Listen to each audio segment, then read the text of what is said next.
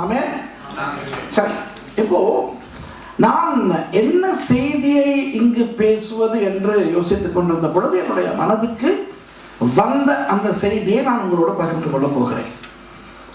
ஒருவேளை ஆவியானவராய் இருக்கலாம் இந்த செய்தியை கொடுப்பது. ஆகவே நான் பேசுவதாய் பார்க்காமல் பரிசுத்த ஆவியானவர் பேசுவதாய் பார்த்து கொண்டு இந்த செய்தியின் மூலம் கர்த்தர் உங்களுக்கு என்ன சொல்ல விரும்புகிறார் என்பதனை நீங்கள் தெரிந்து கொள்ள அந்த ஒரு ஆவலோடு இந்த செய்திக்கு நீங்கள் செவிமடுங்கள். இந்த செய்தியிலே ஒரு சில சரித்திர விஷயங்களையும் நான் சொல்லிக் கொடுக்க விரும்புகிறேன். புதிய ஏற்பாட்டிலே ஒரு சில பின்னணிகளையும் நான் உங்களுக்கு சொல்லிக் கொடுக்க விரும்புகிறேன். ஆகவே வேதத்தின் ஒரு சில விஷயங்களையும் கற்றுக்கொண்டு ஆண்டவர் இன்றைக்கு நமக்கு என்ன சொல்லுகிறார் என்பதனையும் பார்ப்போம். இப்போ எனக்கு சொல்லப்படுகிறது, வேறு சபைகளில் இருந்து வந்திருக்கிறீர்கள், ஜெர்மனியிலிருந்து வந்திருக்கிறீர்கள், நல்லது. நீங்கள் எங்கிருந்து வந்திருந்தாலும், நீங்கள் எந்த சபைக்கு போனாலும், நீங்கள் உங்களுடைய கிறிஸ்தவ வாழ்க்கையில் எந்த படியிலே நீங்கள் இருந்தாலும், நீங்கள் புதிய கிறிஸ்தவராக இருக்கலாம், முதிர்ந்த கிறிஸ்தவராக இருக்கலாம், நல்ல அனுபவம் உள்ள கிறிஸ்தவராக இருக்கலாம், ஏன் ஊழியக்காரர்களாய் கூட இருக்கலாம், அல்லது நீங்கள் கிறிஸ்தவர் அல்லாத ஒரு ஆளாய் கூட இருக்கலாம், பரவாயில்லை. நீங்கள் இந்த செய்தியை கேட்டு பார்த்து ஆண்டவர் உங்களுக்கு இதில் இருந்து என்ன சொல்லுகிறார் என்று நீங்கள் பிடித்து கொண்டால் அது உங்களுக்கு ஆசீர்வாதமாய் அமையும். இப்போ இது சபையினுடைய ஆண்டு விழா. இந்த பெத்தேல் சுவிசேஷ சபையினுடைய 5வது நிறைவு விழா. ஆகவே சபை சம்பந்தமான ஒரு விழா என்றபடினால் சபை சம்பந்தமாகவே நான் சில விஷயங்களை பேச விரும்புகிறேன். பவுல் அப்போஸ்தலர் புதிய ஏற்பாட்டிலே 14 கடிதங்கள், நிருபங்கள் எழுதினவர். ஏன் இது கட்டு கொஞ்சம் குறைச்சிங்க, நான் பார்த்துக்கிறேன் ஃபீட்பேக். ஓகே, பவுல் அடியார் 14 நிருபங்களை எழுதியிருக்கிறார். அதிலே பொதுவாக யூதர்களுக்கு, கிறிஸ்தவர்களாய் மாறின யூதர்களுக்கு ஒரு நிருபம் எழுதினார். அதுதான் எபிரேயர் என்கின்ற நிருபம்.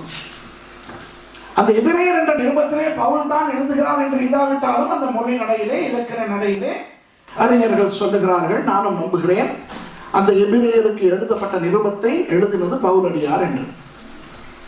அது போக தனிநபர்கள் ஒரு 3 பேருக்கு கடிதங்கள் எழுதினார். தீமோத்தேயு என்பவருக்கு 2 கடிதங்களை எழுதினார். 1 தீமோத்தேயு, 2 தீமோத்தேயு. தீத்து என்பவருக்கு ஒரு கடிதம் எழுதினார். பிலேமோன் என்பவருக்கு ஒரு கடிதம் எழுதினார். அப்போ அந்த 14 கடிதங்களில் அந்த 5 கடிதங்களையும் விட்டு விட்டு பார்த்தால் 9 கடிதங்கள் இருக்கின்றன. அந்த 9 கடிதங்களும் 7 சபைகளுக்கு எழுதப்பட்டவை. 7 சபைகள். அப்போ 7 சபைகளுக்கு என்ன 9 கடிதம் என்று பார்த்தால், கொரிந்து என்கின்ற பட்டணத்தில் இருந்த சபைக்கு 2 கடிதங்கள் எழுதினார். 1 கொரிந்தியர், 2 கொரிந்தியர். தெசலோனிக்கே பட்டணத்தில் இருக்கின்ற சபைக்கு 2 கடிதங்கள் எழுதினார். 1 தெசலோனிக்கேயர், 2 தெசலோனிக்கேயர். ஆக பவுலடியார் 7 சபைகளுக்கு நிருபங்கள் எழுதினார். கொரிந்து, தெசலோனிக்கே பட்டணங்களில் உள்ள சபைகளுக்கு மாத்திரம் 2 கடிதங்களாக எழுதினார். மொத்தம் 9 கடிதங்கள். இப்ப இன்றைய செய்தி என்னவென்றால், அந்த 7 சபைகளின் பொதுவான குணாதிசயத்தை உங்களுக்கு நான் கற்றுத்தரப்போகிறேன். பொதுவான குணாதிசயம். இப்போ சபைகளுக்குள்ளே ஏகப்பட்ட குணாதிசயங்கள் இருக்கும், ஆனால் பொதுவான ஒரு குணாதிசயம் இருக்கும் அல்லவா?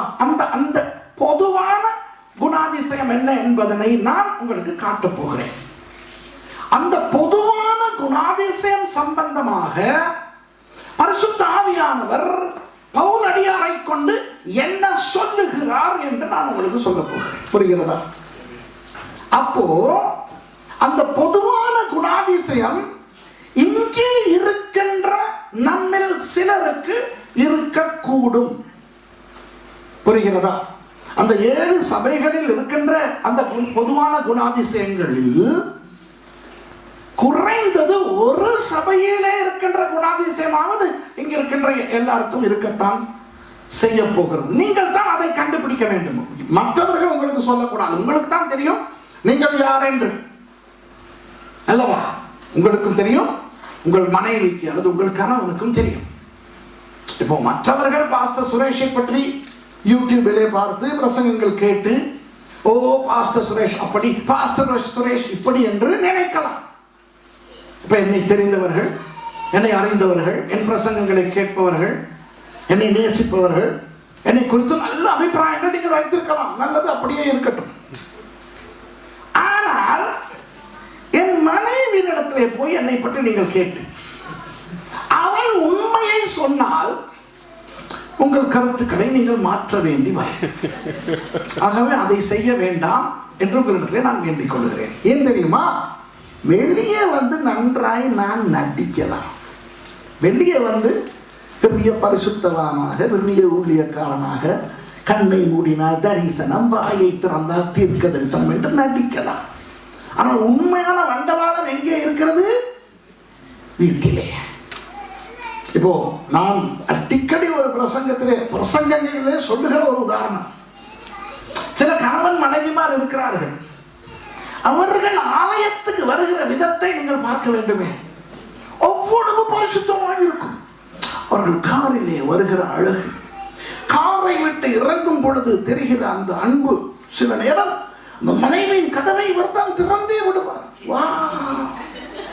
அவர்கள் வருகிற விதம், அவர்கள் ஆலயத்தில் அமருகிற விதம், அவர்கள் ஆராதிக்கிற விதம், அவர்கள் ஒருவரை ஒருவர் பார்த்து சிரித்துக் கொள்ளுகிற விதம், இவற்றை பார்த்து பரலோகத்தின் தேவனே ஆச்சரியப்படுவார். அட, நம்மளால கூட முடியலே சாமி, இவ்வளவு பரிசுத்தமா இருக்கிறது. அதே 2 பேர் அன்று மாலையிலே வீட்டிலே நடந்து கொள்ளுகின்ற விதத்தை பார்த்து பிசாசே பொறாமைப்படுவான். அட, நம்மளால கூட இவ்வளவு கேவலமா இருக்க முடியாது. வணங்குதா? ஆகவே நமக்குத்தான் தெரியும் நம்முடைய குணாதிசயங்கள் என்னவென்று. இப்போ 7 சபைகளின் குணாதிசயங்களை நான் உங்களுக்கு காட்டப் போகிறேன். அந்த ஒவ்வொன்றாக ரோமர் சபையில இருந்து தெசலோனிக்கே சபை வரைக்கும் 7 சபைகளின் குணாதிசயங்களை நான் மேலோட்டமாய் சொல்லி, அந்த குணாதிசயங்களில் நல்ல குணாதிசயங்களும் இருக்கலாம், நல்லதல்லாத குணாதிசயங்களும் இருக்கலாம் என்று காட்டப் போகிறேன். அப்ப நீங்கள் என்ன செய்ய வேண்டும்? நீங்கள் ஆராயுங்கள், எந்த குணாதிசயம் எனக்கு இருக்கிறதா? அந்த குணாதிசயம் நல்ல குணாதிசயமா இருந்தால் ஆண்டவருக்கு நன்றி செலுத்துங்கள். அப்பா, இந்த ஒரு நல்ல குணாதிசயம் எனக்கு இருக்கிறது. ஆகவே அந்த குணாதிசயத்தை நீங்கள் தொடர்ந்து வளர்த்துக் கொள்ள வேண்டும், அதை தக்க வைத்துக் கொள்ள வேண்டும். அந்த குணாதிசயம் இல்லை என்று நீங்கள் நினைத்தால் நீங்கள் அந்த குணாதிசயத்தை உங்களுக்குள் உருவாக்கி கொள்ள வேண்டும். ஓகே, இது நல்ல குணாதிசயம். அதே நேரம் நல்லது அல்லாத குணாதிசயங்களையும் நான் சொல்றேன் அல்லவா? அப்போ நீங்கள் ஆராய்ந்து உங்களிடத்தில் அந்த குணாதிசயம் இருக்கிறது என்று கண்டுபிடித்தால் தயவு செய்து வெளியே சொல்லி தொலைத்து விடாதீர்கள், காட்டிக் கொள்ளாதீர்கள். சும்மா இப்படியே பிரசங்கம் கேட்கிற மாதிரியே உள்ளுக்குள்ளாலே அமைதியாய் நினைத்துக் கொள்ளுங்கள், நானும் அப்படித்தான் என்று உங்களை மாற்றிக்கொள்ளுங்கள். ஆண்டவர் அதை குறித்து பவுலடியார் மூலம் என்ன சொல்லுகிறார் என்று கேட்டு மாற்றிக்கொள்ளுங்கள். இப்போ உங்களுக்கு மாத்திரமல்ல, எனக்கும் தான், நாம் எல்லாருமே சேர்ந்து இந்த செய்திக்கு செவி கொடுப்போம். நம்மில ஏதாவது ஒரு மாற்றம் வர வேண்டுமா என்று பார்ப்போம். அப்போ நாம் அந்த மாற்றங்களுக்கு இடம் கொடுக்கலாம். ஆயத்தமா? Praise the Lord. அப்போ அந்த 7 சபைகளும் என்ன? பவுலடியார் கடிதம் எழுதிய 7 சபைகளும் என்ன? ரோமாபுரியில் இருந்த சபை, கொரிந்துவில இருந்த சபை, கலாத்தியா என்கின்ற நகரத்தில் இருந்த சபை, எபேசு பட்டணத்தில் இருந்த சபை, பிலிப்பு பட்டணத்தில் இருந்த சபை, கொலோசே நகரத்தில் இருந்த சபை, தெசலோனிக்கே பட்டணத்தில் இருந்த சபை. இந்த 7 சபைகளை பற்றி தான் நான் உங்களுக்கு பேச போகிறேன். முதலாவது தொடங்குவோம். ரோமாபுரியில் இருந்த சபை. முதல் நிருபம் என்ன? பவுலடியார் எழுதின முதல் நிருபம் ரோமாபுரிக்கு எழுதின நிருபம். இப்போ ரோமாபுரி என்றால் என்ன? 2000 ஆண்டுகளுக்கு முன் உலகத்தையே ஆட்சி செய்த மக்கள் தான் ரோமர்கள்.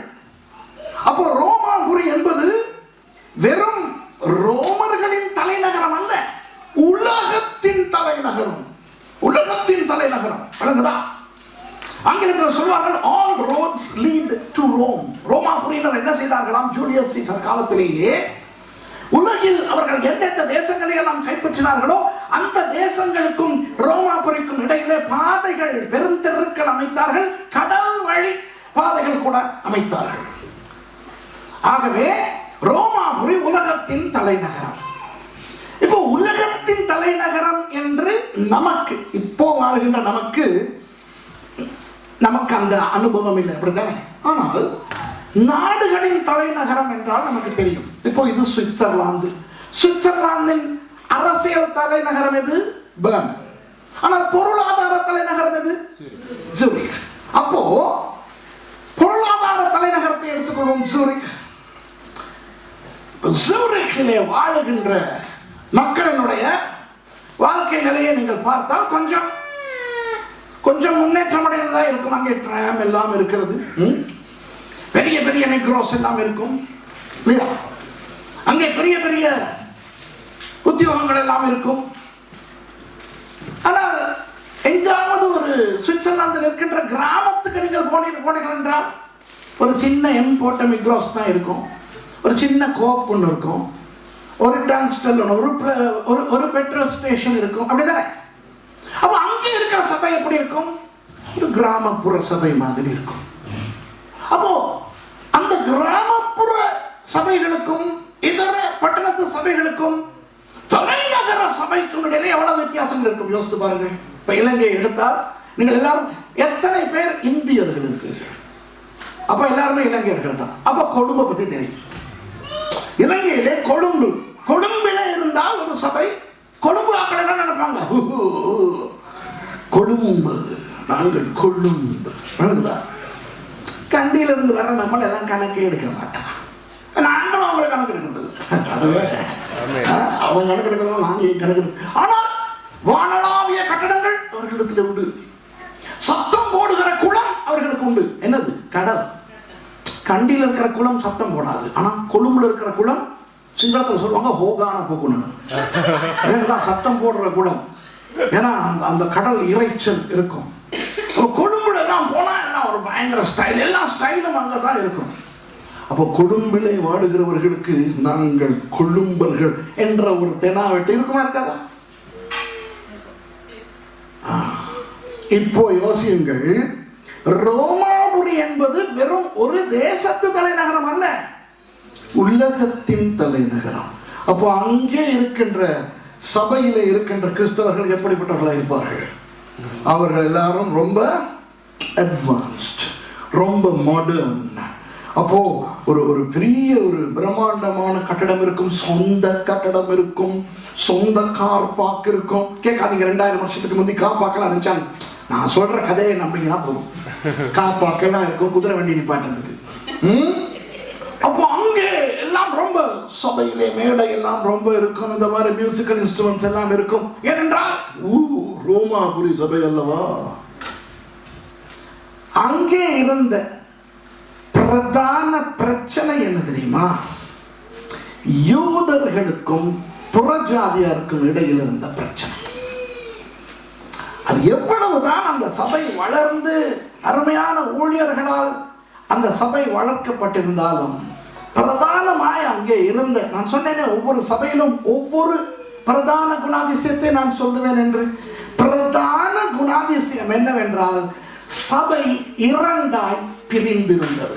இந்த பக்கத்திலே தான் யூதர்களாய் இருந்து ரட்சிக்கப்பட்டவர்கள் எல்லாம் அமர்வார்கள், இந்த பக்கத்திலே தான் புறஜாதிகளாய் இருந்த கிறிஸ்தவர்கள் எல்லாரும் அமர்வார்கள்.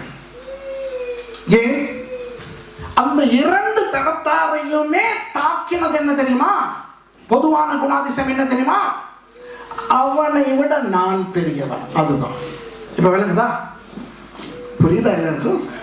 நான் என்ன சொல்ல வருகிறேன்? ரோமாபுரி சபையில இருந்த பொதுவான பிரச்சனை என்னவென்றால், அவனை விட நான் பெரியவன். யூதர்களுக்கு இருந்த அந்த பெரிய எண்ணம் என்ன தெரியுமா? இயேசு நம்முடைய ஆள். யூதா பழைய ஏற்பாடு நம்முடையது, நம்முடைய தேவன் தான் இப்போ கிருபையினால் இந்த புறஜாதியாரை உள்ளே கொண்டு வந்திருக்கிறார். ஆகவே யூதர்களாய் இருந்து இயேசுவை ஏற்றுக்கொண்டு கிறிஸ்தவர்களாய் வந்திருக்கின்ற இந்த மெசியானிக் யூதர்களாகிய நாங்கள் முதலாம் தர கிறிஸ்தவர்கள், ஃபர்ஸ்ட் கிளாஸ் சிட்டிசன்ஸ். சர்ச்ல நாங்க தான் ஃபர்ஸ்ட் கிளாஸ், அவர்கள் செகண்ட் கிளாஸ். இப்ப விளங்குதா உங்களுக்கு? இப்போ புறஜாதியாருக்கு இருந்த எண்ணம் என்ன தெரியுமா? அவர்கள் யூதர்கள் இயேசுவை கொலையே செய்வதற்கு காட்டி கொடுத்து விட்டார்கள்.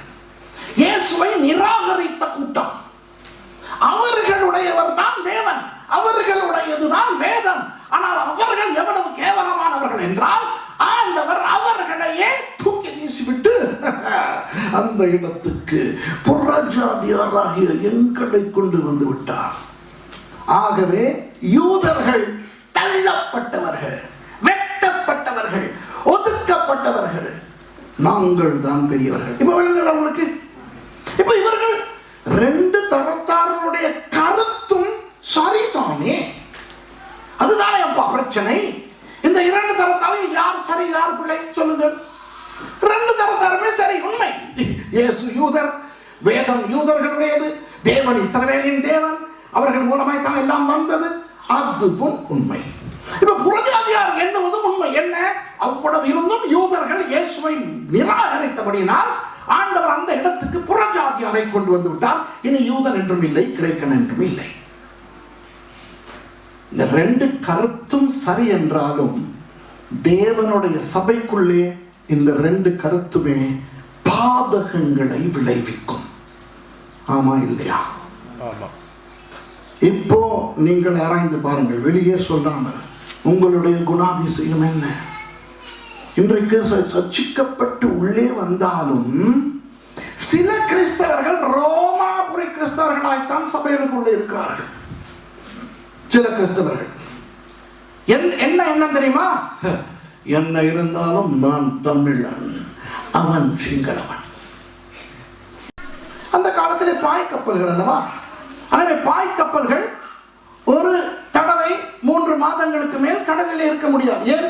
ஒரு 3 மாதங்களுக்கு தேவையான உணவுப் பொருட்கள், பானங்கள் எல்லாம் அந்த கப்பலிலே சேர்க்கலாம். ஆனால் ஐரோப்பாவிலிருந்து ஆசியாவுக்கு போவதற்கு சில நேரம் 6-7 மாதங்கள் ஆகும். அப்போ இடையிலே எங்காவது தரித்து தங்களுக்கு தேவையானவற்றை எல்லாம் வாங்கி கொஞ்சம் ஓய்வெடுத்து விட்டு இவர்கள் போக வேண்டும். ஆகவே கப்பல்கள் எல்லாம் கொரிந்துவுக்கு வந்து 2 துறைமுகங்கள் இருக்கின்றன. ஒன்று கெங்கிரா பக்கத்திலே, ஒன்று இந்த பக்கத்திலே கொரிந்து பக்கத்திலே. இந்த 2 துறைமுகங்களில் ஏதாவது ஒன்றில் கப்பல் தரித்து அதில் வந்தவர்கள் எல்லாம் ஒரு 2-3 வாரங்கள் கொரிந்துவில ஓய்வெடுத்து விட்டு போவார்கள்.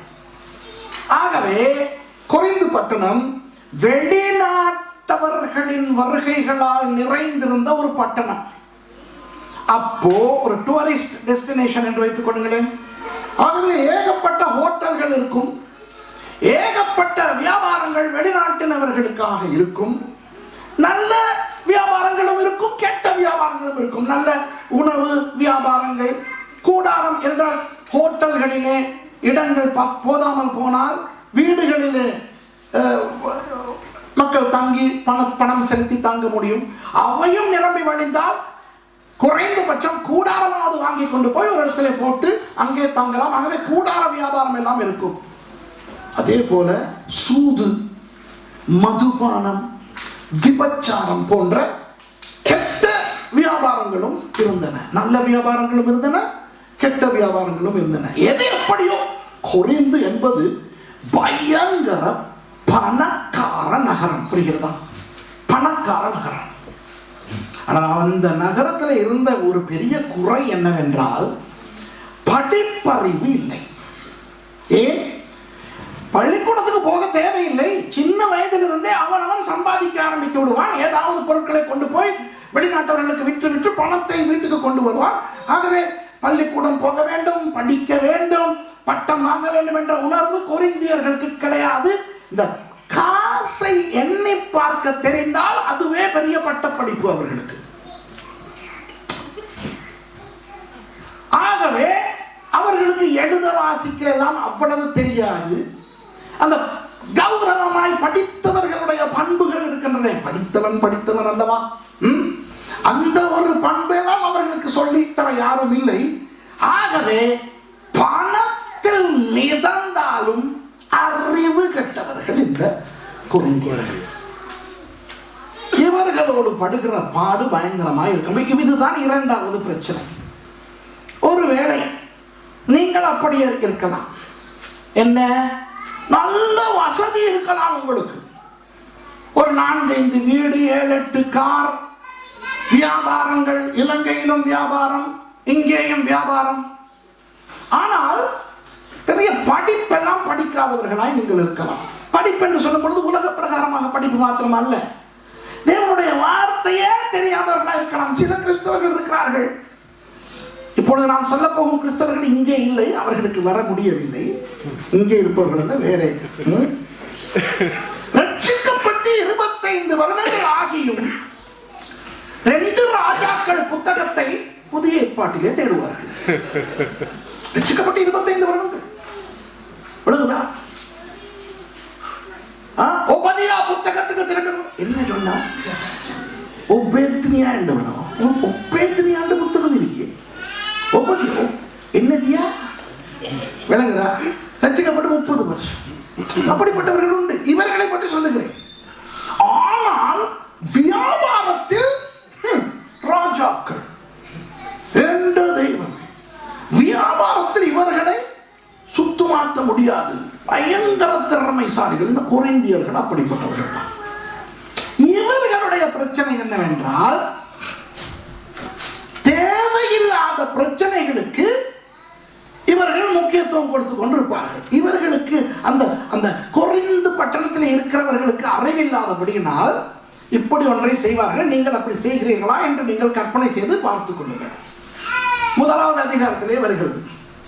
ஒரு கூட்டம் சொல்லுகிறதாம், நான் பவுலினுடைய ஆள், எந்த ஃபேவரட் பவுல். பவுலினுடைய யூடியூப் சேனலை தான் நான் பார்ப்பேன். விளங்குதா? பேதுரு பிரசங்கம் பண்ண வந்தால் நான் கட் போட்டு விடுவேன். ஆனால் பவுல் பிரசங்கம் பண்ண வந்தால் நான் லீவு போட்டாவது வருவேன். நான் பவுலினால். இன்னொரு சும்மா போயா பவுல், நம்ம பேதுருவினால். என்ன இருந்தாலும் பவுலை விட பேதுரு பெரியவர். ஏனென்றால் பவுல் இயேசுவின் சீஷனாக இருக்கவில்லை, பேதுரு இயேசுவின் சீஷனாக இருந்தார். அதுக்குள்ள இன்னொரு கூட்டம், எனக்கு பவுலும் வேண்டாம் பேதுருவும் வேண்டாம், நான் நேரடியாகவே ஆண்டவரோடு. அப்படி சிலர் இருக்கிறார்கள் தெரியுமா? யார் மூலம் ஆண்டவர் வசனத்தை காட்டி வேதத்தில் இருக்கிறது இப்படி செய்யாதே என்று சொன்னாலும் கர்த்தர் நேரடியாய் எனக்கு சொல்லட்டும் என்று சொல்லுகின்ற சிலர்கள் உண்டு. இவர்கள் கொரிந்து பட்டணத்தவர்கள். வேண்டுதா? அப்போ இந்த மாதிரி சைட் எடுத்து நான் அவருடையவர், நான் இவருடையவர் என்பவர்கள் எல்லாம் யாரு? கொரிந்தியர்கள். அடுத்தது இந்த கொரிந்தியர்கள் திண்ணிமாடர்கள். 16ஆம் அதிகாரத்துக்கு போனீர்கள் என்றால் அங்கு என்ன நடக்கும் தெரியுமா? இப்பொழுது கர்த்தருடைய பந்திக்கு ஆயத்தமாவோம் என்று பாஸ்டர் சொன்ன மாத்திரத்திலே அவன் வீட்டில் இருந்து கொண்டு வந்து சாப்பாடு பாசனை திறந்து கொள்வான். இவனுக்கு கர்த்தருடைய பந்தி என்பது வீட்டில் இருந்து கொண்டு வருகிற சாப்பாடு. பவுல் அடியாருக்கு கோபம் வந்து சொல்லுகிறார், ஓ திங்கவும் குடிக்கவும் உங்களுக்கு வீடுகள் இல்லையா? கர்த்தருடைய மேசையை நீங்கள் துச்சமாய் எண்ணுகிறீர்களே. ஆகவே இந்த கொரிந்து பட்டணத்திலே இந்த மாதிரி அறிவு கட்ட பிரச்சனைகள் வருகின்றன. அதிலே முதன்மையான ஒரு பிரச்சனையை சொல்லிவிட்டு நான் அடுத்து ஓட போகிறேன். என்னவென்றால், இந்த கொரிந்து சபைக்குள்ளே என்ன இருந்தாலும் குறைவாய் இருந்த ஒன்றுதான் அன்பு. அதனால்தான் வேறு எங்குமே அன்பை பற்றி அப்படி பேசாத பவுலடியார் 1 கொரிந்தியர் 13ஆம் அதிகாரத்திலே அன்பு அன்பு அன்பு என்று பயங்கரமாய் பேசுகிறார். அதில் என்ன சொல்கிறார் தெரியுமா? அவர் சொல்கிறார், தன்னை உதாரணமாக வைத்து சொல்கிறார், நான் எவ்வளவு பெரிய கொம்பனாய் இருந்தாலும் அன்பு எனக்கு இல்லாவிட்டால் நான் ஒன்றுமே இல்லை. நான் தேவ தூதர்களின் பாஷையை பேசினாலும், நான் அந்நிய பாஷையிலே பேசினாலும், நான் அது செய்தாலும் இது செய்தாலும் அன்பில்லாவிட்டால் ஒன்றுமே இல்லை என்று. ஆகவே நம்முடைய வாழ்க்கையிலே நாம் கண்டுபிடிப்போம், நாம் மற்றவர்களை நேசிக்கிறவர்களாய் இருக்கிறோமா? நேசம் நேசம் என்ன செய்யும்? அன்பு என்ன செய்யும்? அன்பு சகல, சொல்லுங்க, சகல பாவங்களையும், வெரி குட், ஆனா சகல பாவங்களையும் மூடும். அன்பு சகல பாவங்களையும் மூடும். அன்பு இல்லாதவன் என்ன செய்வான்? தனக்கு எதிராய் வேலை செய்தவனை பார்த்து ஏன் சரியான காரணங்கள், சரியான காரணம், அவன் என்னை காயப்படுத்தி விட்டான், அவள் என்னை ஏசி விட்டான், இப்படி எல்லாம் சரியான காரணங்களோடு கொரிந்தியர்கள் என்ன செய்வார்கள்? அந்த ஆள் இப்படி சில கிறிஸ்தவர்கள் இருக்கார்கள். அந்த ஆள் சர்ச்சுக்கு வரும் வரையில் நான் சபைக்கு போக மாட்டேன். நான் ஆண்டவர் மீதும் கோபம் இல்லை, வசனத்தின் மீதும் கோபம் இல்லை, நான் வீட்டில் இருந்து ஆண்டவரை ஆராதிப்பேன். ஏன் சர்ச்சுக்கு போறீங்க? இல்ல, அந்த சர்ச்சிலே வருகிறவர்கள் பாட்டுக்கு வந்துட்டு போட்டுமே, நீங்களும் வாங்க முடியாது. நான் ஏன் வர வேண்டும்? எனக்கு இப்படி செய்தவர்கள் அங்கே உண்டு, எனக்கு அப்படி செய்தவர்கள் அங்கே உண்டு. அவர்கள் வரும் வரை நான் சபைக்கு வர மாட்டேன். கர்த்தருக்கு தெரியும் என்னுள்ள, நான் வீட்டிலே இருந்து கர்த்தரை ஆராதிக்கிறேன், நான் யூடியூப்ல பிரசங்கம் பார்க்கிறேன், கர்த்தர் என்னை ஆசீர்வதிக்கிறார், நல்லா தனி வச்சிருக்கிறார், என்ன கூற எனக்கு கண்டியல் தரமாட்டான். ஒன்றில் அவன் அந்த சபைக்கு வரக்கூடாது, அல்லது என்னட்ட வந்து சொறி கேட்கணும்.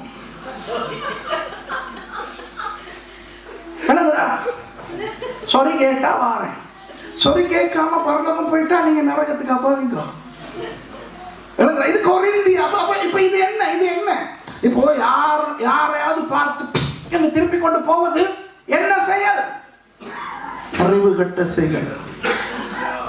அறிவு கட்ட கிறிஸ்தவர்கள் உண்டு. ஆனால் வெளியாலே பார்த்தால் தெரியாது. ஏன்? கொரிந்தியர்களை நீங்கள் பார்த்தால் அவர்கள் அறிவு கட்டவர்கள் என்று தெரியாது. ஏன்? அவ்வளவு வசதி. ஒருவேளை இந்த காலத்திலே கொரிந்தியர்கள் இருந்திருந்தால் ரோல்ஸ் ராய்ஸ், பென்ட்லி கார்களிலே தான் வருவார்கள். ஐபோன் 14 மேக்ஸ் ப்ரோ தான் வைத்திருப்பார்கள். விளங்குதா உங்களுக்கு? இந்த காலத்தில் கொரிந்தியர்கள் ரொம்ப 4 மாடி வீடுகள் வைத்திருப்பார்கள். அப்போ அவர்களை பார்க்கும் பொழுது இவர்களுடைய வாழ்க்கையிலே அறிவு கட்டத்தனம் இருக்கிறது என்று தெரியாது. அவருடைய வியாபாரங்களை பார்த்தால் பயங்கரமாய் இருக்கும். உலக பிரகாரமாக பயங்கரமாய் சாதிக்கிறவர்களாய் இருப்பார்கள். இந்த கொரிந்து சபையின் அந்த நிலைமை நமக்கு வர வேண்டாம். ஏன் 2 நிருபங்கள் என்று சும்மா சொல்லுகிறேன். முதலாவது நிருபத்திலே பவுலடியார் 16 அதிகாரங்கள் எழுதி இவர்களுடைய குறைகளை எல்லாம் எழுதி இப்படி செய்யாது அப்படி செய்யாது என்று அனுப்பிவிட்டார் அல்லவா? அந்த கடிதத்தை வாசித்த கொரிந்தியர்கள் திமிராய் என்ன சொல்லி அனுப்பினார்கள்? பவுல் நீங்கள் 18 மாதம் எங்களோடு இருந்து விட்டு போனதோடு சரி, இப்பொழுது நீங்கள் போனால் உங்கள் வேலையை பாருங்கள், எங்களை நடத்த எங்களுக்கு ஆள் இருக்கிறார்கள், நீங்கள் அங்கிருந்து கடிதம் எழுதி எங்களை குழப்ப வேண்டிய அவசியம் இல்லை என்று. அதற்கு பவுலடியார் 2வது நிருபம் ஒன்றை எழுதி அதிலே இவர்களை திட்டுகிறார். யார் என்று நினைத்தாய் என்னை? நான் கர்த்தருடைய ஊழியக்காரன். ஆகவே நான் எனக்கு அதிகாரம் இருக்கிறது உங்களை திட்டுவதற்கு என்று அதற்காக எழுதப்பட்டதுதான் அந்த 2 கொரிந்தியர். இப்போ ரோமர், கொரிந்தியர் 2 புரிந்ததா? சீக்கிரம் மற்ற 5ஐயும் நான் சொல்லிவிடுவேன். அடுத்தது கலாத்தியா. கலாத்தியா சபை உண்மையாக யூதர்கள் அதிகமாய் நிரம்பி இருந்த சபை. கலாத்தியாவில் நிறைய யூதர்கள் இருந்தார்கள், கொஞ்சம் புறஜாதியார் இருந்தார்கள்.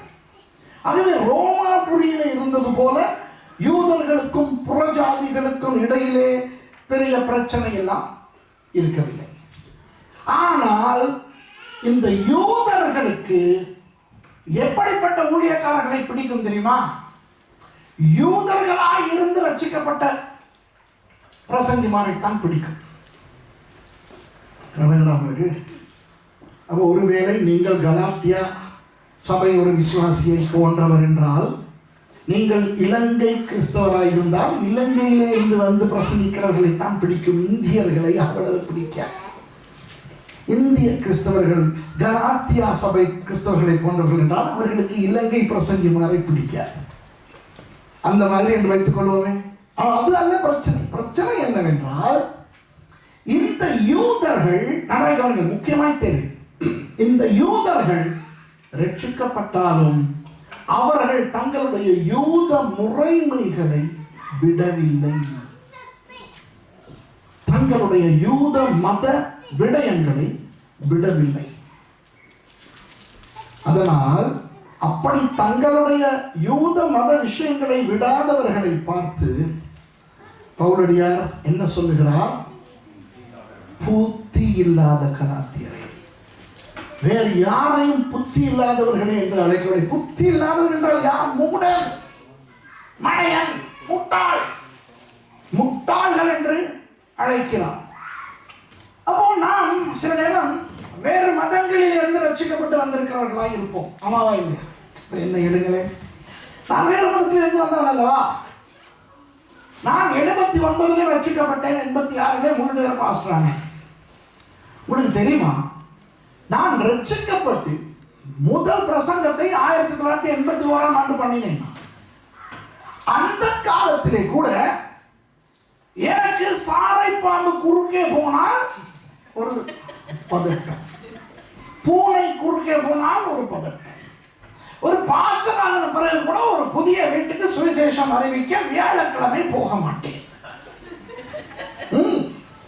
6 மணிக்கு பின்பு தலை சீவுவது செய்ய மாட்டேன். இதெல்லாம் என்ன? அங்கிருந்து வந்தது. லேசில் போக மாட்டேன் என்கிறது. கடைசியிலே பல வருடங்களுக்கு பிறகுதான் அவற்றை நான் துரத்த வேண்டி இருந்தது. இந்த கலாத்தியா விஷயத்தை எல்லாம் கண்ட பிறகுதான் நானும் அந்த பேரில் இருக்காது, இது வேறு பேர், கிறிஸ்தவ பெயர்களில் இருக்கும். அதாவது கொண்டிஸ்தூளை கொக்கா கோலா போத்தலிலே போட்டு கோக் என்று குடிப்பது போல, லேபல் கோக், உள்ளே இருக்கிறது கொண்டிஸ். அதுபோல இன்றைக்கு கிறிஸ்தவர்கள் சில நேரம் வேறு பெயர் போட்டுக் கொள்வார்கள், ஆனால் இருப்பது அந்த விஷயம்தான். விளங்குகிறதா? அப்போ நீங்கள் கற்பனை செய்து பார்த்து முடிப்போம். இதை பற்றி நான் கூடுதலாக பேச விருப்பமில்லை, இந்த நிகழ்ச்சிக்கு அது பொருத்தம் இல்லாதபடி. நான் இல்லாட்டால் உதாரணம் எடுத்தால் நிறையவே வலிக்கும். உதாரணங்களை சொல்ல போனால் நிறையவே வலிக்கும். ஒரு 2 உதாரணம் மட்டும் சொல்லலாம், வலித்தால் மரவாலை உங்களுக்கு வலிக்காது. இது உங்கள் யாருக்கும் இது இல்லை. ஒன்று ஜாதி. இந்த ஜாதி பார்க்கின்றது அது வேறு மதத்துக்கு சேர்ந்தது அல்லவா? தாழ்ந்த ஜாதி, உயர்ந்த ஜாதி. ஆனால் சில கிறிஸ்தவர்கள் ரட்சிக்கப்பட்டு வந்த பிறகு கலாத்திய கிறிஸ்தவர்களாய்த்தான் இருக்கிறார்கள். அது எப்போ தெரிய வரும் தெரியுமா? அவர்கள் பிள்ளைக்கு திருமணம் செய்யும் போது. எங்கட சனத்துல பாருங்கோ, எங்கட சனம் என்றால் எனக்கு பிரச்சனை இல்லை. எங்கட சனம் ஒரு மாதிரி பார்ப்பிடவில்லை. எங்கட சனம் என்ன சொல்றாரு? ஜாதி, அந்த ஜாதியில வாக்கட்ட. 2வது சீதனம். கிறிஸ்தவத்துக்குள்ளேயோ வேதத்திலேயோ சீதனம் இல்லை. வேதத்திலே அப்படியே திருமணத்தின் போது யாராவது யாருக்காவது கொடுப்பதென்றால் மணமகன் தான் மணமகள் வீட்டுக்கு கொடுக்க வேண்டும். அப்போ இந்த சீதனம் என்பது எங்கிருந்து வந்தது? தமிழர் பண்பாடு அல்ல, இது ஒரு மதத்திலே இருந்து வந்தது. தமிழர் பண்பாடு என்றால் ஏன் சிங்களவன் வாங்குகிறான்? அப்போ சிங்களவர்கள் வாங்குகிறார்கள், கேரளாவில் மலையாளிகள் வாங்குகிறார்கள். தமிழர் கலாச்சாரம் என்றால் ஏன் மலையாளி வாங்க வேண்டும், ஏன் தெலுங்கன் வாங்க வேண்டும் ஆந்திராவிலே, ஏன் பெங்களூரிலே கன்னடக்காரன் வாங்க வேண்டும்? இது தமிழனுடைய கலாச்சாரம் அல்ல, இது அந்த மதத்திலிருந்து வந்தது. ஆகவே சீதனம் வாங்குகிறவனும் மட்டையன், அதை கொடுக்கிறவனும் மட்டையன். நான் என்ற கொம்மா தான் சொன்னவன், எனக்கு தேவையில்லை, கொம்மா பழைய ஆள் இல்லை என்று சொல்லுகின்ற மட்டையனும் கலாத்தியன் தான். சொல்றது சரியா?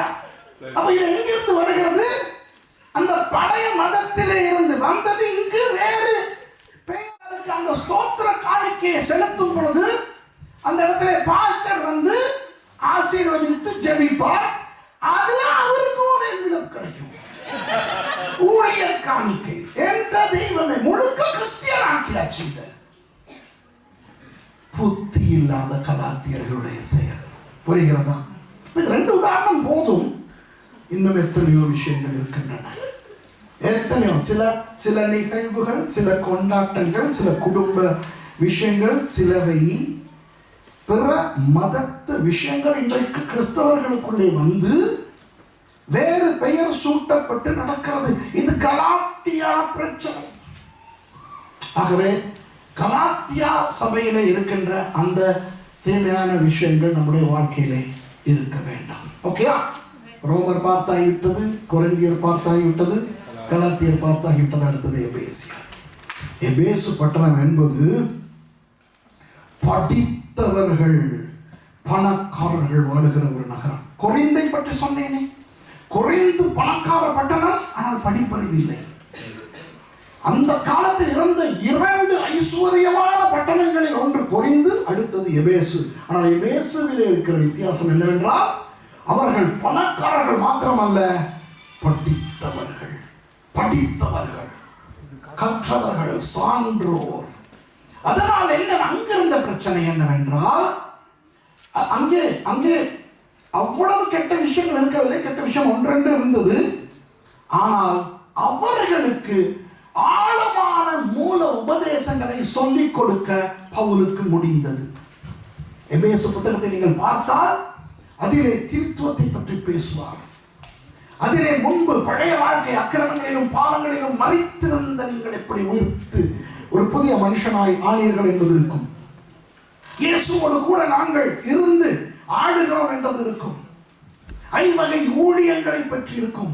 பிசாசுகளினுடைய அந்த 4 விதமான அந்த பட்டியல், மாம்சத்தோடும் ரத்தத்தோடும் அல்ல நம்முடைய போராட்டம், துரைத்தனங்கள், அதிகாரங்கள், இந்த பிரபஞ்சத்தில் அந்தகார லோகாதிபதிகள், வான மண்டலம் உள்ள பொல்லாத ஆவிகளின் செயல்கள் என்று அந்த ஆவிக்குரிய பிசாசியலின் விஷயங்கள் அவர்களுக்கு சொல்லிக் கொடுக்கப்பட்டன. ஏன் அவர்களுக்கு அதை கிரகித்துக் கொள்ள முடியும்? அவருக்கு அந்த அறிவு இருக்கின்றது. நீங்கள் அந்த எபேசியர் புத்தகத்தின் 6 அதிகாரங்களை நீங்கள் வாசித்தால் அது ரொம்ப அட்வான்ஸ்ட் தியாலஜிக்கல். அது ஒரு நல்ல ஒரு குணமாய்த்தான் நான் பார்க்கிறேன். அவர்களில் யாரையும் பவுலடியார் திட்டவில்லை. அவர்களுக்கு திட்டு கிடையாது. ஆகவே நாம் எபேசு கிறிஸ்தவர்களை போல வர வேண்டும். அவர்கள் செய்த ஒரு விஷயத்தை நான் உங்களுக்கு சொல்லுகிறேன். அப்போஸ்தலர் 19ஆம் அதிகாரத்திலே இவர்கள் சுவிசேஷத்தை எபேசுவுக்கு கொண்டு போய் எபேசியர்களுக்கு சுவிசேஷத்தை கொடுத்த பொழுது அவர்கள் ஒரு நல்ல ஒரு விஷயத்தை செய்தார்கள். என்ன தெரியுமா செய்தார்கள்? தங்களுடைய புத்தகங்கள், உலக அறிவை எல்லாம் கொண்டு வந்து தெருவிலே போட்டு எல்லாவற்றையும் எரித்தார்கள். வாசித்திருப்பீர்கள். அப்போஸ்தலர் புத்தகம் வாசிக்கிறீங்களா? 19ஆம் அதிகாரத்தில் இல்லையா? சில பேர் வாசிக்கிறீங்களா? பார்த்திருக்கீங்களா?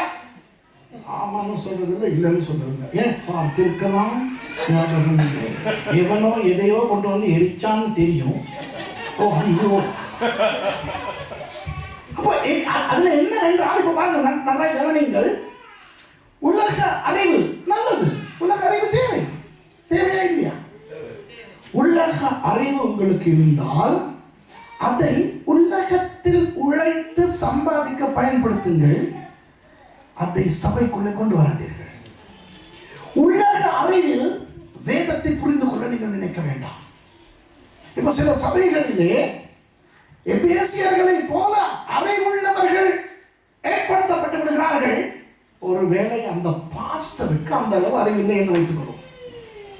அந்த பாஸ்டர் சொல்வதை சிலர் கேட்க மாட்டார்கள். ஏன்? இவரை விட நான் படித்தவன், இவரை விட நான் அறிவாளி. ஆனால் எபேசியர்கள் என்ன செய்தார்கள்? ஒரு நல்ல வேலையை செய்தார்கள். அவர்கள் தெருவிலே கொண்டு போய் தங்களுடைய உலக அறிவை எரித்து விட்டார்கள். ஆனால் அவர்களுக்கு அறிவு இருக்கின்றபடினால் அந்த அறிவை தேவனுடைய வார்த்தையை தேடுவதற்கு பயன்படுத்தினார்கள். அவர் உங்களுக்கு விஞ்ஞான அறிவு இருக்கலாம், கணித அறிவு இருக்கலாம், பல விதமான அறிவுகள் இருக்கலாம். நல்லது. உழைப்பதற்கு, தொழிலுக்கு, உலகத்துக்கு அதை பயன்படுத்துங்கள். தயவு செய்து அதை விட்டுவிடாதீர்கள். ஆனால் சபைக்குள்ளே வரும் பொழுது அந்த அறிவை கொண்டு வராமல், நீங்கள் அறிவாளிகள் அல்லவா, சபையிலே வந்து வசனத்தின் அறிவை பெருக்கிக் கொள்ளுங்கள். அதுதான் எபேசு சபையின் மூலமாய் நாம் கற்றுக்கொள்ளக்கூடிய ஒரு பாடம். புரிகிறதா? அடுத்து பிலிப்பு பட்டணத்தில் இருந்த சபை. பிலிப்பு பட்டணத்து சபைக்கு மாத்திரம்தான் எந்த விதமான ஒரு குறையையும் பவுலடியார் எழுதவே இல்லை. ஏன் தெரியுமா? அவர்களிடத்தில் இருந்து பெரிய ஒரு பாடத்தை நாம் அனைவருமே கற்றுக்கொள்ள வேண்டும். நாம் அனைவருமே பிலிப்பு சபையினரை போல மாற வேண்டும். என்னவென்றால், அன்பு நிறைந்தவர்கள், உபசரிக்கின்றவர்கள். பவுலடியார் பிலிப்பியருக்கு எழுதுகிற நிருபத்துக்கு வேத அறிஞர்கள் என்ன பெயர் வைத்திருக்கார்கள் தெரியுமா? The love letter of Paul. பவுலடியாரின் அன்பு மடல் என்று பெயர் வைத்திருக்கிறார்கள். அவ்வளவு இனிமையாயிருக்கும், தைரியமாயிருக்கும். 2வது அதிகாரத்திலே பவுலடியார் சொல்லுகிறார், கவனியுங்கள், இயேசு பெரிய தேவன், அவருடைய தேவத்துவத்தை எல்லாம் விட்டுவிட்டு அவர் இந்த பூமிக்கு வந்து மரண பரியந்தம் தன்னை தாழ்த்தினார் என்று அந்த தாழ்வான வாழ்க்கையை மேன்மைப்படுத்தி பேசுகிறார். 4வது அதிகாரத்துக்கு போனால் அங்கே சொல்லுகிறார், கர்த்தருக்குள் எப்பொழுதும் சந்தோஷமாயிருங்கள். மறுபடியும் சொல்லுகிறேன், சந்தோஷமாயிருங்கள் என்று சொல்லுகிறார். ஏன்? உங்களுக்கு பணம் இல்லாமல் இருக்கலாம், பொருள் இல்லாமல் இருக்கலாம், ஆனால் நீங்கள் தேவன் மேல் அன்புள்ளவர்கள், மற்றவர்கள் மேல் அன்புள்ளவர்கள். அந்த பிலிப்பு பட்டணத்தை நீங்கள் பார்த்தால், அங்கிருந்த சபையை பார்த்தால் ரொம்ப ஏழைகள். ஆனால் யாராவது வந்துவிட்டால் அந்த ஏழ்மையில் கூட அவர்களை உள்ளே வரவழைத்து, தாங்கள் சாப்பிடாவிட்டாலும் வந்தவர்களுக்கு சாப்பாடு கொடுத்து தங்கிவிட்டு போங்கள் என்று உபசரித்து அப்படி அன்பை பொழிந்தவர்கள் அந்த பிலிப்பியர்கள். இந்த குணம் நம் அனைவருக்கும் இருக்க வேண்டும். சில கிறிஸ்தவர்கள் இருக்கிறார்கள், தங்களது ஆசீர்வாதங்களை மற்றவர்களோடு பகிர்ந்து கொள்ள விருப்பமில்லை. அப்படி இருக்கக்கூடாது. நல்ல உபசரிப்பு, நல்ல கொடுக்கிறவர்களாய் நீங்கள் கொடுங்கள் என்ற உடனே எனக்கு கொடுங்கள் என்று சொல்ல தயவு செய்து எனக்கு கொடுக்காதீர்கள். ஒருவருக்கொருவர் உதவி செய்து, ஒருவருடைய குறைவில் ஒருவர் உதவி செய்து நல்ல உபசரிப்பை கொடுக்கிற கிறிஸ்தவர்களாய் வாழுங்கள் என்பதுதான் பிலிப்பு சபையின், பிலிப்பி பட்டணத்து சபையிலிருந்து நாம் கற்றுக்கொள்ள வேண்டியது. புரிகிறதா? அந்த சபைக்கு சொன்னது என்று ஆண்டவர் நம் அனைவருக்கும் சொல்லுகிறார். என்னவென்றால், கவலைப்பட, வேதனைப்பட, துக்கப்பட, அழ 1000 காரணங்கள் உண்டு. ஆனால் சந்தோஷப்பட ஒரே ஒரு காரணம் தான் உண்டு. என்ன? கர்த்தர். கர்த்தருக்குள் எப்பொழுதும் சந்தோஷமாக, எப்பொழுதும் என்ன வந்தாலும் ஏது வந்தாலும் நீங்கள் சந்தோஷமாய் இருந்து பழகுங்கள்.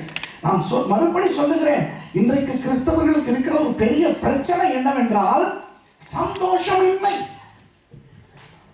சந்தோஷத்தை வேறு இடங்களிலே தேட முடியாது, தற்காலிகமானது. கர்த்தருக்குள் நமக்கு சந்தோஷம் இருக்குமானால் நிரந்தரமானது. ஆகவே என்ன கவலை வேண்டுமானாலும் வரட்டும் போகட்டும், கவலை வந்தால் கவலையாய்த்தான் இருக்கும். அதற்காக சந்தோஷத்தை அழித்து போட விட வேண்டாம். கர்த்தருக்குள் எப்பொழுதும் சந்தோஷமாக இருங்கள். 6வது சபை கொலோசே பட்டணத்தில் இருந்த சபை. கொலோசே பட்டணம் கொஞ்சம் மனுஷர்களுடைய கட்டுக்கதைகளை ரொம்ப நம்புகிற ஒரு சபை. புரிகிறதா? இப்போ நான் சொல்லுவேன், நானும் சின்னதிலிருந்து இப்போ வரை இன்னும் இந்த கொலோசே பட்டணத்தான் போலத்தான் நீங்களும் நிறைய பேர் இதை ஒத்துக்கொள்வீர்கள். சின்ன வயதிலே நமக்கெல்லாம் ஒரு மாமா இருப்பார், பேய் கதை சொல்லுகிற மாமா. உங்க குடும்பத்தில் இருந்தாலும் தெரியல, எல்லா குடும்பத்திலும் ஒரு மாமா இருப்பார். அந்த மாமா வீட்டுக்கு வந்தா பெரிய சந்தோஷம். அந்த மாமா இல்லாததும் பொல்லாததும் தான், ஆனால் அவ்வளவு நன்றாக பேய் கதைகள் சொல்லுவார், அவருக்கு நடந்ததாக சொல்லுவார், கேட்க ஆசையா இருக்கும். அந்த காலத்திலே, நான் வளர்ந்த காலத்திலே மின்சாரம் எல்லாம் கிடையாது, விளக்கு லாம்பு காலம், 8 மணிக்கு படுத்து உறங்குகிற காலம், 7:45 டாய்லெட் எல்லாம் போய்விட்டு வந்து பெரிய பெரிய லாம்புகள் எல்லாம் அணைத்து விட்டு அந்த ஒரே ஒரு குப்பி லாம்பு அந்த அறையிலே இருக்குமே, அந்த வெளிச்சத்திலே கண்டிய குளிரிலே அந்த போர்வையை போர்த்து கொண்டு நானும் அண்ணனும் அக்காவும் எல்லாரும் அந்த மாமாவிடத்திலே கதை கேட்க, இப்போ சொல்லுங்க மாமா என்றவுடன் அவர் மோகினி பேய் புள்ள தூக்கி கொண்டு வந்து கொடுக்கிறது. அந்த கதை இந்த கதை, இப்படி இந்த பக்கம் பல்லு வைத்துக் கொண்டு சித்தி வருவது, இப்படி அந்த பயங்கர கதைகளை எல்லாம் சொல்லுவார். ஆசையா இருக்கும், பயமா இருக்கும், ஆசையா இருக்கும். ஆனால் அந்த காலத்தில் எங்களுக்கு இருந்த பிரச்சனை என்ன தெரியுமா? அது அவ்வளவும் உண்மை என்று நம்புவது. விளங்குதான், நம்பிட்டோம். பெருசா வந்த பிறகுதான் தெரியுது எங்கட சுத்தி பூண்டா போண்டா கஞ்சா கப்சா தான் விட்டுருக்குறாங்க. இந்த கலாத்திய புத்தி சபைக்குள்ளே வந்தவுடன் சபையிலேயும் அவன் எடுத்து விடுகிற எல்லாவற்றையும் நம்புகிற ஒரு பழக்கம் வந்து விடுகிறது.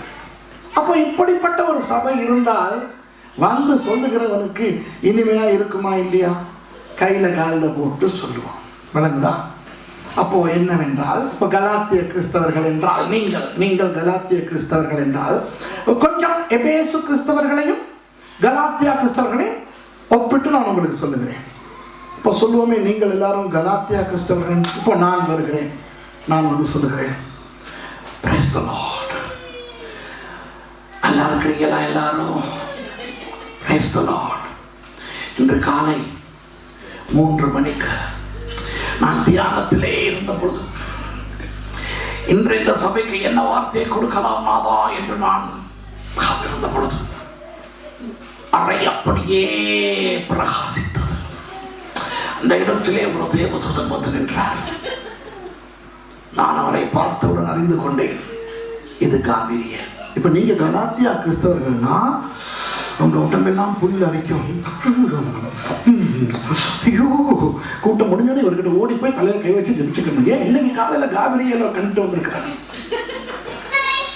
இதே நீங்கள் எபேசிய கிறிஸ்தவர்கள் என்றால் நீங்கள் கேட்டுக்கொண்டிருப்பீர்கள், சொல்லு, ஆனால் வேதத்திலே இது நடக்கக்கூடியதா என்று நான் ஆராய்ந்து பார்ப்பேன். வித்தியாசம். அப்போ கலாத்தியா சபைகளை ஏமாற்றலாம் மனுஷர்களுடைய கட்டுக்கதைகளால். புரியுதா உங்களுக்கு? ஆனால் எபேசியர்களை அப்படி ஏமாற்ற முடியாது. அப்போ நீங்கள் கலாத்திய கிறிஸ்தவர்களா என்று நீங்கள் பார்க்கும்போது நீங்கள் உங்களுடைய அந்த நம்புகின்ற நிலைமையை ஆராய வேண்டும். வசனத்தின் படியானதை மாத்திரமே நம்ப வேண்டும். இல்லாவிட்டால் கலாத்தியா கிறிஸ்தவர்களை போல நீங்கள் தறிகெட்டு திரிய வர வேண்டும். கலாத்தியருக்கு எழுதப்பட்ட நிருபத்தை நீங்கள் வாசித்து பார்த்தால் உங்களுக்கு தெரியும். பவுலடியார் போராடுகிறார், சொல்கிறார், ஐயோ, கண்டவனும் வந்து கண்டதையும் சொல்லுகிறதையும் நம்பாதே அப்பா. அவன் அவன் அவன் மனுஷனுக்கு மனதுக்கு தோன்றுகிறதையெல்லாம் வந்து சொல்லுகிறான், நம்பாதே, கவனமாயிரு. இதுதான் கலாத்தியா. அவன் அவனுடைய சடங்காச்சாரங்களை, உலகத்தின் விடயங்களை எல்லாம் உள்ளே கொண்டு வரும், உலகத்தை உள்ளே கொண்டு வருவார்கள். இப்படித்தான் செய்ய வேண்டும், இப்படித்தான் செய்ய வேண்டும் என்று உலக கோட்பாடுகளை சபைக்குள்ளே கொண்டு வருவார்கள். கலாத்தியாவில் இது நடந்தது. ஆனால் வசனத்துக்கு முதலிடம் கொடுக்க வேண்டியது முக்கியம் என்பதுதான் கலாத்திய கிறிஸ்தவர்களுக்கு பவுலடியார் மூலம் வருகின்ற அந்த ஆலோசனை. கடைசி சபையை பார்த்து முடிப்போமா? தெசலோனிக்கே. தெசலோனிக்கே இன்னும் ஒரு அருமையான ஒரு பட்டணம், அருமையான ஒரு பட்டணம், அழகான ஒரு பட்டணம். அந்த பட்டணத்திலே வாழ்ந்த கிறிஸ்தவர்கள் பிலிப்பு சபையினரை போல உபசரிக்க விரும்புகிறவர்கள். ஆனால் பிலிப்பி பட்டணத்தை போல இவர்கள் ஏழைகள் அல்ல, எபேசு கொரிந்து அளவுக்கு ஐஸ்வர்யவான்களும் அல்ல. நல்ல நடுத்தர நல்ல வசதி உள்ளவர்கள். ஆனால் அந்த வசதியோடு கூட உபசரிக்கின்ற ஆசை ஆர்வம் இருக்கின்றவர்கள். சாதாரணமாகவே தெசலோனிக்கே அப்படித்தான். தூரத்திலேயே தெரியும் கப்பல் வருகிறதா என. ஒரு கப்பல் வருகின்றது தெரிந்தால் உடனே இவர்கள் பழங்கள், அப்பம், உணவு பண்டங்கள், உடைகள், பெட்ஷீட்டுகள் எல்லாம் எடுத்துக்கொண்டு துறைமுகத்துக்கு போக ஆரம்பிப்பார்கள், வருகின்ற கப்பலை வரவேற்க. அவர்கள் பாஸ்டர் தான் அழைப்பார்கள். அப்போ பவுலுக்கு அசிஸ்டண்டா போறவருக்கு உச்சி குளிரும். பாஸ்டர் இவருடைய வேலையும் இவர்கள் தூக்கி கொண்டு போவார்கள். பவுலுக்கு வேறொரு ரூம், இவருக்கு வேறொரு ரூம் கொடுப்பார்கள். விளங்குதான்? அந்த இன்பம் ஒரு பெரிய இன்பம் தெரியுமா? நான் ஒரு காலத்திலே பாஸ்டர்மாருக்கு அசிஸ்டண்டா இருந்தேன் அல்லவா? அந்த காலத்திலே எனக்கு இப்ப கூட இருக்கிற பிரச்சனை அதிகாலையிலே எழும்புவது. அவனால் 3 மணிக்கு எழும்பி தேவதூதனை காணுகிறான் என்கிறான் தானே. எனக்கு அவன் மேல் கடுப்பு தேவதூதனை கண்டதல்ல, அவன் 3 மணிக்கு எழும்பினது. ஏனென்றால் அது எனக்கு முடியாத ஒன்று. நான் இரவு எவ்வளவு நேரம் வேண்டுமானாலும் விழித்திருப்பேன், ஆனால் உறங்கிவிட்டால் காலையில் எழும்புவதற்கு சிரமம். அப்போ நான் சில பாஸ்டர்ஸ்மாரனுடைய உதவியாளனாய் ஊழியம் செய்து ஊழியங்களுக்கு போகிற இடங்களிலே அந்த பாஸ்டரையும் என்னையும் ஒரே அறையிலே தங்க வைப்பார்கள் அல்லவா?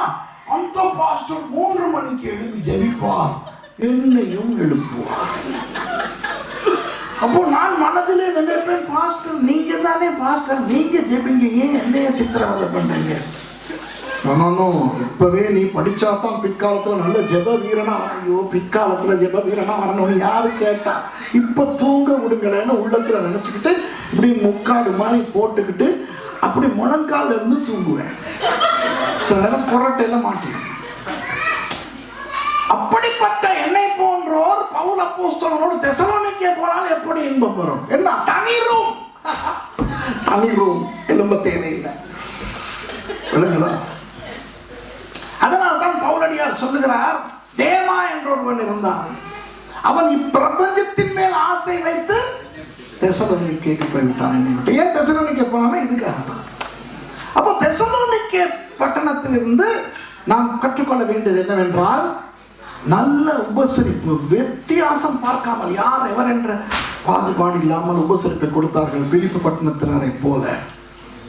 ஆனால் அவர்களுடைய ஒரு பலவீனம் என்னவென்றால், அதிக ஆர்வம் கடைசி காலத்தை குறித்து. கடைசி காலத்தில் என்ன நடக்க போவது, சபை எடுத்துக்கொள்ளப்படுவது, இதை குறித்து அவர்களுக்கு கூடுதலான மிஞ்சிய ஆர்வம். நாம் எல்லாருமே கடைசி காலத்தை பற்றின ஆர்வத்தை உடையவர்களாக இருக்க வேண்டும். புரியுதா? ஒரு வேளை இன்று சபை எடுத்துக்கொள்ளப்படுமானால் நாமும் எடுத்துக்கொள்ளப்படுவதற்கு ஆயத்தமாய் வாழ வேண்டும். ஒரு வேளை இன்னும் 50-60 வருடங்களுக்கு சபை எடுத்துக்கொள்ளப்படாவிட்டால் எப்படி நாம் ஆயத்தமாய் வாழ வேண்டுமோ அப்படியும் வாழ வேண்டும். அதுவும் ஓகே, இதுவும் ஓகே. இப்ப லேட்டஸ்டா ஒருத்தர் யூடியூப்ல வந்து தடுமாறிக்கிட்டு இருக்கிறாரு, செப்டம்பர் 17ஆம் தேதி சபை எடுத்துக்கொள்ளப்பட போகிறது. எத்தனை பேர் அந்த ப்ரோக்ராம் பார்த்துட்டீங்களா? என்ன மாதிரி எல்லாம் சுத்துறாங்க அப்பா. செப்டம்பர் 17 சபை எடுத்துக்கொள்ளப்படுதான். ஐயோ ஐயோ. அப்போ எப்படிப்பட்டவர்கள் இவர்களை ரசிப்பார்கள்? இந்த தெசலோனிக்கே என்னத்தான் இவர்களுக்கு சபை எடுத்துக்கொள்ளப்பட்டது கடைசி காலம். ராத்திரி 2 மணிக்கு என்னைய கால் பண்ணி கேட்பான், பாஸ்டர் பாரக் ஒபாமா தானே அந்தி கிறிஸ்து வந்துச்சு. எனக்கு நல்லா, ஏன்னா முத ஒரு ஆப்பிரிக்கன் கருப்பினத்தவர் அமெரிக்கான ஜனாதிபதி ஆகிட்டார். அந்த ஜனாதிபதி ஆனதுக்கு நானா பலி எனக்கு கிடைச்சுக்கணும். பாரக் ஒபாமா தானே. ஐயோ, நீங்க பார்க்கணும், எனக்கு கொடுக்குற வதைய பார்க்கணும். சிலது நல்லா படிச்சதுங்க, இங்கிலீஷ்ல கேட்கும். Pastor, is Joseph Ratzinger the false prophet? ஞாபகம் இருக்கா? அந்த அவர் செத்து போன உடனே, யாரு, ஜான் பால் செத்து போன உடனே ஒரு ஜெர்மன் பாப்பாண்டவர் ஆனார், ஜோசப் ராட்சிங்கர்னு சொல்லி. அவருக்கு அப்புறம் அவர் ரிசைன் பண்ணார். ஞாபகம் இருக்கா? அப்போ ஜெர்மனியிலே தானே 2ஆம் உலக யுத்தம், 1ஆம் உலக யுத்தம் எல்லாம் வந்தது. அப்போ நானும் ஜெர்மனியை பற்றி புத்தகத்தில் எழுதியிருக்கிறேன். அங்கே இருந்து 2ஆம் உலக யுத்தம் வந்தது. இதெல்லாம் வாசித்தவர்கள் என்னை தூக்கத்தில் இருந்து எழுப்பி முதல் ஜெர்மன் ஒருவர் பாப்பாண்டவராக ஆகியிருக்கிறார். அப்போ அவர் தானா வெளிப்படுத்தின விசேஷத்தில் வருகின்ற கல்ட தீர்க்கதரிசி என்கிட்ட கேட்கிறார். இது தெசலோனிக்கே ஆர்வம். விளங்குதா? சில பேர் நீங்கள் அப்படியா என்று கண்டுபிடிக்க ஏதோ வழி. யூடியூபுக்கு போய் இந்த கடைசி காலத்தை பற்றி பேசுகிறவர்களையே கிளிக் பண்ணி பார்த்து கொண்டிருப்பீர்கள் என்றால் நீங்கள் தெசலோனிக்கே தான். விளங்குதா? இதுக்குன்னே சில பேர் இருக்காங்க. உலகத்துல என்ன நடக்குது அதை வச்சு வேதத்துல இருந்து இது அதுதான் இதுதான் கொரோனா வந்துருச்சு அந்த இதுதான் அது வேக்சினேஷன் கொண்டாந்தாமா அதுதான் இது அப்புறம் அது மாறணும்னா அதுதான். ஆனா அதனுடைய அடுத்த பரிமாணம்னு உங்களையே சுத்துவாங்க. நீங்க ஊசி அடிச்சா நீங்க எங்க போறீங்கன்னு அமெரிக்கால ஒயிட் ஹவுஸ்ல இருந்து பார்த்துக்கிட்டு இருப்பானா. ஏன்னா நீங்க அவ்வளவு முக்கியம் தானே. அதோ சுவிட்சர்லாந்துல அவன் மிக்ரோஸுக்கு போகிறான், அவனுடைய மனைவி கார் பார்க்கில் இருக்கிறார் ஒயிட் ஹவுஸ்ல. ஐயோ கேட்கிறவன் கேனேனா இருந்தா இருந்த மாட்டி ஏரோப்ளேன் விட்டுறான். ஆகவே பவுலடியார் சொல்கிறார், இங்க வாங்க, கடைசி காலம் நமக்கு தேவைதான். ஆனால் அந்த கடைசி காலம் வருவதற்கு முதல் நிறைய விஷயங்கள் நடக்க இருக்கிறது. அவசரப்படாதீர்கள். மலையை விட்டு இறங்கி வாருங்கள். தெசலோனிக்கே பட்டணத்தவர்கள் மலைக்கு ஓடிடுவாங்க ஒரு நாள். ஏன் சபை எடுத்துக்கொள்ளப்படும் போது மேல இருந்தா டக்குன்னு போயிடும். உண்மை. அதனால தான் 2வது நிருபத்தை எழுதுகிறான். ஐயோ ஏனப்பா இப்படி இல்லை இல்லை.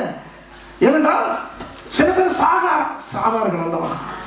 அப்போ பவுலடியார் சொல்லிக் கொடுத்தார் அல்லவா சபை எடுத்துக்கொள்ளப்படும் என்று. அப்போ சில பேர் செத்த உடனே இவர்களுக்கு பயம். ஐயோ அப்போ சபை எடுத்துக்கொள்ளப்படுவதற்கு முன்னர் இவர்கள் செத்து விட்டார்களே, என்ன செய்வது? அதுக்கு தான் 2வது நிருபம். இல்லை எல்லாரும் எழும்புவாங்க, எழும்பிதான் போறோம். ஆகவே தெசலோனிக்கே பட்டணத்தாரை போல நாம் கடைசி காலத்தை குறித்த ஆர்வம் நமக்கு இருக்கலாம். ஆனால் சரியாக அளவோடு இருக்க வேண்டும். அந்த எண்ணத்திலேயே இருந்து மற்றவற்றை கோட்டை விட்டு விடக்கூடாது. இன்றைக்கு சில கிறிஸ்தவர்களுக்கு கடைசி காலத்தை பற்றின ஆராய்ச்சி மட்டும்தான் விருப்பமே ஒழிய வேதத்தின் மற்ற காரியங்கள் விருப்பமே இல்லை. அது ஆபத்து. ஆகவே அந்த ஒரு விஷயத்துல நாம் ரொம்ப கவனமாய் இருக்க வேண்டும். அப்போ 7 சபைகளினுடைய பொதுவான அந்த குணாதிசயங்களை நான் உங்களுக்கு சொல்லிக் கொடுத்து விட்டேன். நீங்களே பார்த்து கொள்ளுங்கள், நீங்களே கண்டுபிடியுங்கள் எந்தெந்த நல்ல குணங்கள் நமக்கு இருக்க வேண்டும், எந்தெந்த கெட்ட குணங்கள் நமக்கு இருக்கக்கூடாது என்று. இப்போ இந்த பின்னணியிலே நீங்கள் போய் ஆறுதலாக இந்த நிருபங்களை வாசிக்க ஆரம்பித்தால் முன்பு புரிந்ததை விட இன்னும் கொஞ்சம் அதிகமாய் உங்களுக்கு புரிய ஆரம்பிக்கும். ஓகேயா? கர்த்தர் உங்களை அமர்ந்தமாய் ஆசீர்வதிப்பார்.